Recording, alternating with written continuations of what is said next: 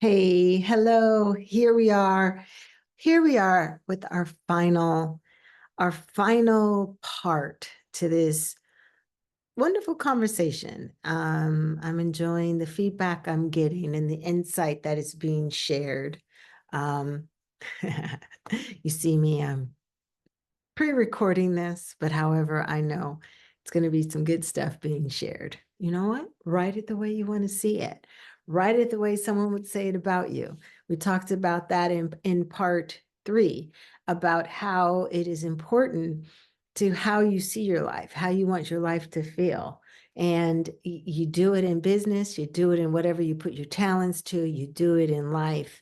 How do you want it to feel? Well, even me recording these times with you, I want to feel good about what I'm doing, and I want to feel good about the feedback or the impact and the impact that it gives and brings to people in their lives. So I know we're going to hear some good things about this.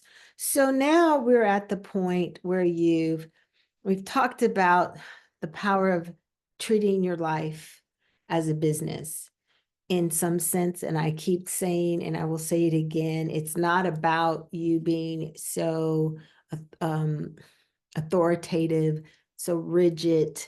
So it's just an idea of how life can be well managed if we take some of the business mindset and bring it into our personal lives, because we do give so much energy to our professions, to our professional goals, to the way we make money, the way we do things. We will work hours, we will go without sleep, we will disrupt family, we will get divorced, we will, get sick, we will do the thing, whatever it takes to have the life that we want, that looks like it is the most rewarding life professionally. And we will give it our all, right? They even say, some people have said,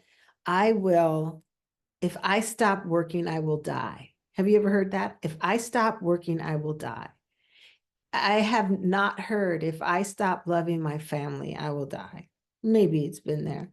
If I stop spending time with those that I love, I will die. If I don't go after my dreams and the things that I want for my personal life, my personal dreams, I will die. So if that is said out there, I have not heard it, but I have heard, if I stop working, I don't know what I would do. I don't know who I am without this title. I don't know what role I would play if I don't have this job. If I'm demoted, it's hard for me to go on. If I don't have this title, like many people I know do in my circle, what am I worth? Now, I have heard that. So, what this is more about, bringing those thoughts under the umbrella of finding that harmony in your life, professionally and personally. So, I think about when it comes to the vision, mission, values, and goals that we see in companies, as we see in your own business, that moving them into our personal lives, that we can see some change.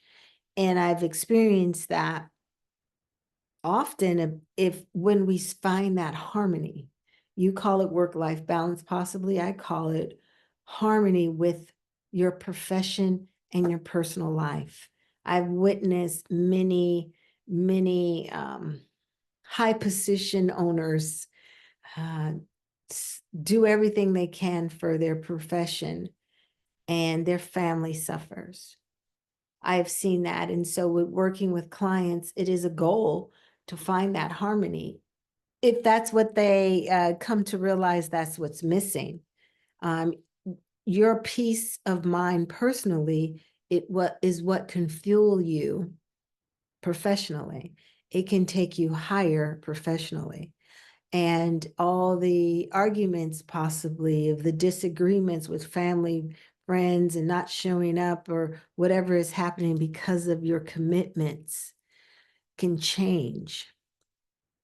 And do you suffer? I don't believe so. I believe there's some adjustment period, but I don't believe you suffer if that is something you want. If what you want, if doubt is out of the way and you want to start dreaming again and you want the life you dream of, then here you go, right?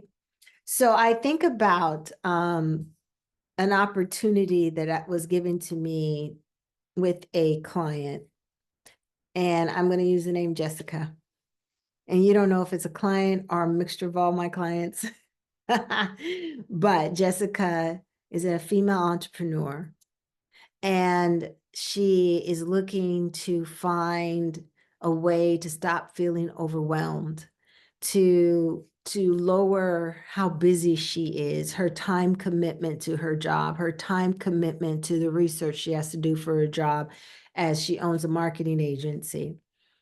She's not seeing growth in her life, in her personal life, and she doesn't feel fulfilled.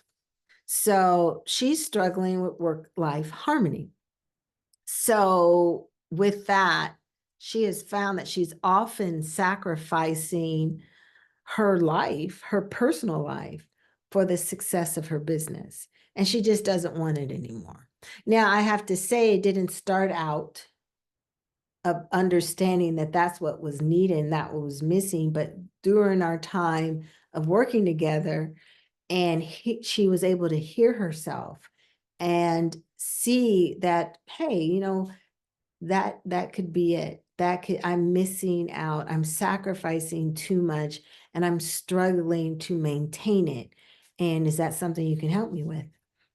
So yes, I could help her promote, I can help her expand her business, things like that can happen. But what she found is, and she come to realize at the end, now that her business is changing for the good because she has changed for the good, and not trying to figure out what to do next and how do I do this and where's this money coming from and maybe I should do this to get the money and all the stuff, and missing out and causing stress and having to take something to soothe the anxiety or the fears and worries of all that she's doing, and that's all she has is her business. So we had to get her unstuck, and her business was successful. She's tired. Her relationships are strained. She lost sight of who she was. I got to find me, and which is important. If you feel lost, find yourself. That means you moved away from values, the mission. You don't even know you had it, but you've moved away from the mission, the values, and the purpose of your life when you're feeling lost. And you got so caught up in thinking this was it, this was going to fulfill, and you see now you're just overwhelmed. But her personal life was disorganized and lacked the needed structure that was so necessary for her to excel as she did in her professional life. So there's that moment when you want to get unstuck. Are you ready to get unstuck? Are you ready to make the change based on the information that has been shared thus far, of getting an understanding more of why you need to understand more about your life and what you can do to have a well-managed life to actually propel you to the higher level that you would be proud of? So what I did with Jessica was a life audit. So we looked at her life. We looked at all that was going on. Another thing that I do with a life audit is I will do, what do I do? It's called a mind map. I will do mind mapping as well to let you see everything that's going on in your business. We do mind mapping in that, and you can see how everything connects. But we were doing with her was a life audit. And in that life audit, we wanted to see how she's spending her time, how she's spending her energy, and how she's spending her money. So we were able to do that, and we were able to discover some personal values, what she's been neglecting in her pursuit of a business success. So I'm going to pause there. And I know I've said it again, but think about what you have neglected in your life because you're in pursuit of whatever that of is, that's not your personal life. You're in pursuit of pleasing people. You're in pursuit of never letting people down. That's a pleaser. You're in the pursuit of holding on to anger that's going to hold you back from what you want to do. So you've secluded yourself and decided to work remotely so you don't have to deal with anybody, but now you work remotely and you don't have any separation between your profession and your personal life because your computer is right there in your bedroom or in your living room or wherever, but it's taking up your whole place. Like even the weekends, I will tell you this, on the weekends, I will have my computer in its designated area.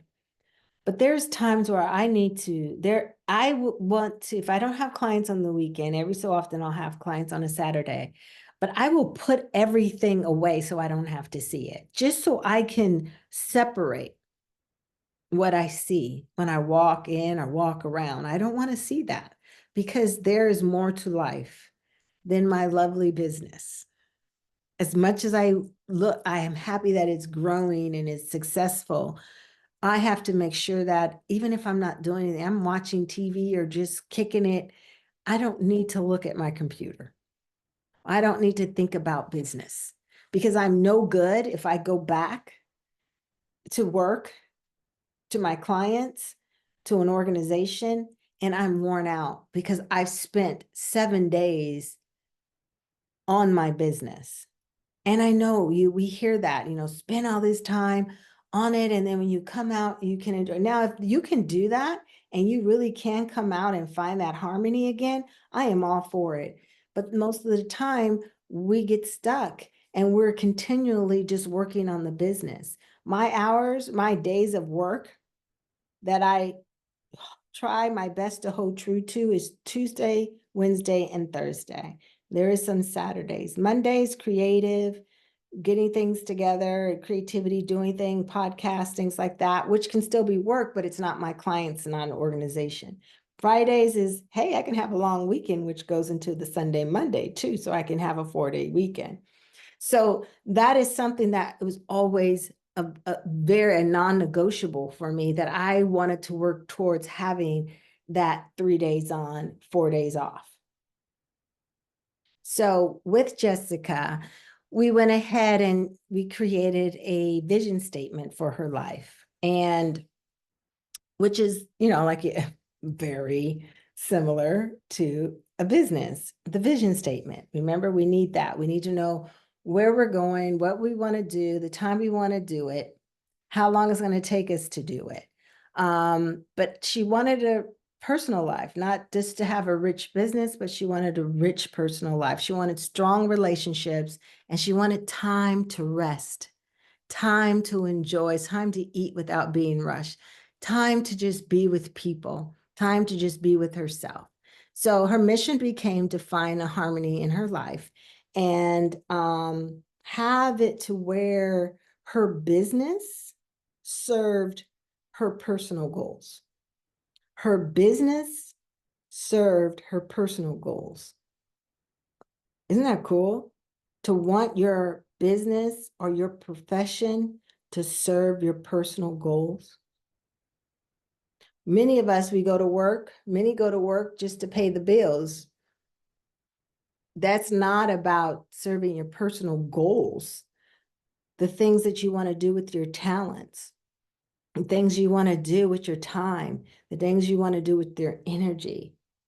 So vision and mission was very clear for her from that time on, as we did a personal vision statement. So write your personal vision statement. Like, what do you want? Okay. Then the goal setting. We took her vision and we turned it into measurable goals. So for instance, she set a goal to leave the office earlier than she had been. are working at home. So leaving and not leaving early, but working from home. So she came up with a time that worked for her. So it was closer to 6. I know I had one client, had to remind them to take a lunch. Why don't take a lunch? Well, if you're in a leadership position, you don't take a lunch. You know, your people don't take a lunch half the time because they're scared that you're not taking a lunch. So I'm going to sit here and work because my boss is not lunching. So it was hard to, for them to see that. That they needed to be that type of leader too, not just the leader that works, but the leader that takes care of themselves. So leaving the office earlier than normal and not going home to work, allowing her evenings to her family and herself. And family can take some toll on you too. So make sure you're getting that stuff in harmony as well. And she also set goal to start a new hobby. And that's something she had been looking to do for many, many years, was to start her art or start a new hobby, but it turned out to be art. So she also went on to resource management. That's something we talked about. So as she did her business, Jessica started managing her personal resources as well, like her time, her energy, her attention. Her time, her energy, and her attention. And that's what I liked about working with Jessica and her finding out that it wasn't just my time, my energy, and money, but it was her attention. Like, what is getting her attention? The same focus that she gives her business, the same attention she gives her business, the same attention she wanted to turn around and use for herself. So she started delegating more tasks at work, right? She stopped trying to solve everyone's problem and take things away from people because they're taking too long to do it, or they seem to have a hiccup, or they kind of just let things kind of ride a long time and you feel like you got to go and rescue them. Whether you don't want it to look bad to your boss because it's someone who reports into you, or you're just thinking, you know what, I don't think it's going to do a good job, or he's going to do a good job. Let me go ahead and step in and do it. And then you overfunction. So she stopped overfunctioning and started delegating. She went ahead and hired assistant to help her out at home with her household stuff, a personal assistant in some areas.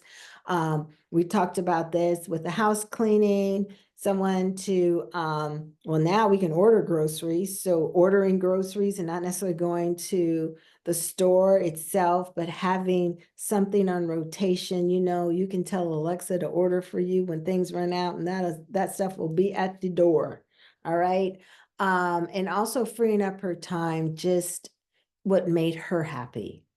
So delegating, changing the time, changing her attention, and understanding and utilizing resources that are out there, really utilizing. Another client, she went ahead and got herself someone to come in and cook and meal prep and prepare for the week. There are so many things, and you think, well, I can't afford her. She's a successful business owner. Yes, they are, but you are too. You're a successful human being. And if you don't have, let me say this, you don't always have to find somebody, you Googled. There may be a friend who will cook for you for pennies on the dollar because they just love to cook and they're that kind of person and that's their goal. Imagine. So how do you have not because you ask not. So find the things that you can delegate. Find where you look to find the resources that are going to assist you to be and accomplish what you want to do in your personal life. Just as you would focus that attention in your professional life to get something done. You hire a contractor, or you'll ask for help. You'll ask a teammate to support you. You'll go and talk to a mentor. You do all that for your profession, but we do not think out of the box for our personal life. Well, Jessica was. Okay. I won't get on you. Jessica was. So we also talked about risk management. So what are the setbacks? Jessica had to figure out what could possibly keep her or make her fall back to her old habits. She had to understand, well, this happens, that can happen. What if there was pressures with the business or the business increased? And now, it's sucking up some of her time time and attention that she was doing for her personal life. Well, she had to develop a strategy that helped her manage these risks. So we prepare for the problem. We prepare for the problem. We talked about this in the past episodes. We prepare for the problem. We have to. And then there has to be some accountability. And so she regularly had check-ins with me, whether a brief call or it was during our one-on-one time that we had scheduled. But there's also, hey, 911, I have some, can we schedule something? And there's always that 15 minutes that we can go through something and make something work. But that accountability to risk management to help you not go back to the old habit is very, very important. You got to protect you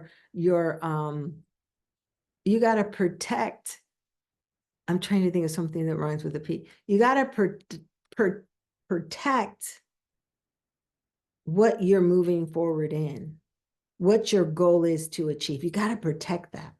So then Jessica always also implemented quarterly life reviews. She did it quarterly. I talked about how I do it monthly.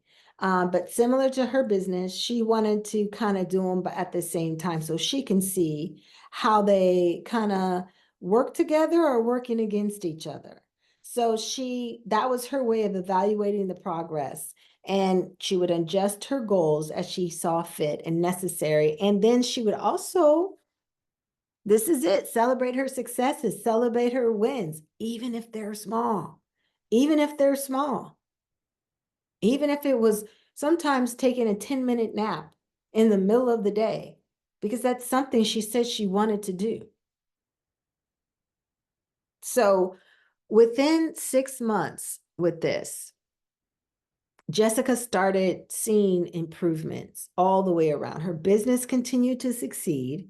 You would think, oh my gosh, she's over here taking care of these personal things with her family, taking up a hobby. And how does her business survive? Because her mind is clear, because she can now see clearly. She feels good. She's in harmony. It's nothing like being in harmony in life. So she was no longer feeling overwhelmed. She wasn't. Did stuff happen to kind of make her question if she should keep going this way in that 6-month time frame? Yeah, but that's why you have the accountability. That's why she was able to go in and do some check-ins with herself and check-ins with me. So Jessica's happy. She's drawing, she's painting, she's joyful, she's relaxed. I think seeing that you can have these moments where if you look at your life and see it as you would a business and give it that same attention, your personal life, that same attention, that same time, that same drive to have that harmony. I think you learn it's not just about achieving business goals, but it's also about living in alignment with your personal values, with your personal vision. Life is more than just work. But yet, that same fire we give work is the same fire or more we should be given to our personal lives. I think that is something that I will live by and still live by. Having that sweatless victories is what I call them. And you listen to my podcast, you've heard me say them before, sweatless victories. That's what comes when I decide not to go chase something, but to be in the receptive mode, to understand that to be in that receptive mode, I have to mentally be relaxed. I have to physically be relaxed. Do things stress me at times? Yeah, I mean, it comes. I'm not always on top, but yet the goal, remember, it is my goal. There's some non-negotiables. There's a vision I have for my life. There's a mission I have. There's values. So even though stuff comes, it doesn't mean that it's going to make me change my mind about my non-negotiables. It just means I have to have something in my back pocket or a plan and wanting to foresee the problem so that I can handle it when it comes. So what could that look like as me as a business owner? Any business owner, you cannot predict the seasons of how money comes in. Well, I don't limit how money comes in, because money can come not just from me working, not just from me having a client, not just from me working with an organization. Money can come in various ways. So I can write a book. I can have a podcast. I can go speak. I can do a workshop. I can make a product. I can have a product for sale. There's things that I can do that is not just the one thing. And that's where you have that multiple streams of income. I have worked and done various jobs at the same time that didn't interfere, but you know what they did? They aligned with my goal. I had a full-time job that I felt was an investor into my life, my full-time job. Then I had a part-time job where I was doing therapy, which for an organization, which was a part of my goal and where I wanted to go, right? So, and then I had my own business that I was doing coaching and doing more of that life coaching, business coaching. And when I was just discovering where I wanted to go while I was in school full time.